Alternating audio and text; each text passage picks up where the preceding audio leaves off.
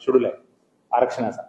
साधारणतः पहिल्यांदा आता 2 दिवसामध्ये आम्हाला 2 ते 3 दिवसामध्ये तिकडे जाऊन साधारणतः जे आरक्षण जे येते किती SC साठी राखीव राहतील, ST साठी महिलांसाठी किती, तर ते तर त्यात काय डेटा काय बदलणार नाही आपला, तो 2017चा आणि त्याच्यात आपल्याला बदल नाही, फक्त ती प्रक्रिया असते.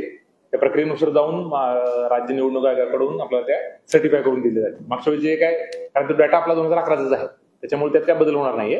आणि मग तो सोडतीचा वगैरे जो कार्यक्रम आहे तसं त्या शेड्यूलनुसार होईल. तर त्याच्यामध्ये मग त्यांनी आम्हाला अशा सूचना दिल्यात की ते सोडतीचा कार्यक्रम करताना 1-2 आधी रंगीत तालीम घ्या, म्हणजे चुकू नये म्हणून. ते सुद्धा आम्ही शेड्यूलनुसार आम्ही साधारणतः ते करू. त्याच्यामध्ये कसं करायचं, ते सोडत काढताना कसं काढायचं, ते नंबर कसे टाकायचे, ते शेड्यूलनुसार होईल आपलं पूर्ण.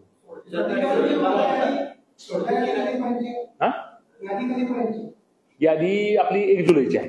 1 जुलैला जे आले ना तेच आपल्याला यादी मिळालेली आहे. 1 जुलैला म्हणजे तुम्हाला अजून सांगतो, म्हणजे आपला जो डेटा होता ना, साधारणतः मागच्या वेळी जे इलेक्शन झालं होतं ना 17चं, त्यावेळेस 6 लाख समथिंग मतदार होते. आता आपले सध्याचे मतदार आहे ते 9 लाख आहेत. जवळजवळ म्हणजे त्या 2.5 ते 3 लाखाचा जो आपली ग्रोथ आहे, म्हणजे कारण ते आपली जी लोकसंख्या नॅचरल हेच आहे, ते आपल्या लोकसभेला आणि विधानसभेला जे होते ते 9 लाखाच्या आसपासच होते. परंतु मागच्या इलेक्शन मध्ये 6-6.5 लाखच होते आपले. त्यामुळे ह्यावेळेस आपले मतदान केंद्राची संख्या वाढणार आहे बरीच, कारण जवळजवळ 750 ते 800 किंवा 900 म्हणलं तरी मॅक्सिमम 900 वोटर एका बुथला असावेत, असं 850 ते 900 तो आकडा दिले ते एक्झॅक्टली अजून ते फायनल करते होतं यादी वगैरे आल्यानंतर.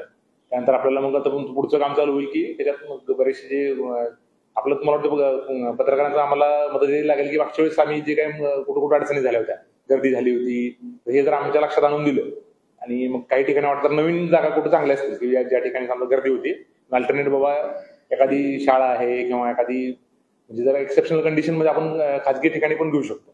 तर ते फक्त अशा कुठल्या एरियात जास्त गोंधळ झाला होता अशा तर लक्षात आणून दिल्या, आणि अल्टरनेट जागा कुठल्या ते जर आम्हाला पत्रकारांना पाहून कळलं तर नक्कीच आम्ही त्याचा विचार करू. आणि त्याच्यामध्ये झेडो आणि आमचे जे इंजिनियर असतील त्यांच्याकडून तपासणी करून घेणार आहे. त्यामध्ये लाईट, पाणी, रॅम्प असणं.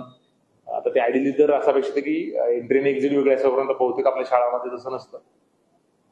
परंतु लोकांची गर्दी होऊ नये एका जागेवर. त्यांना आता हिवाळ्याचे दिवस जरी असले तरी आपल्याला ते ग्राउंड फ्लोअरला असावं मतदान केंद्र.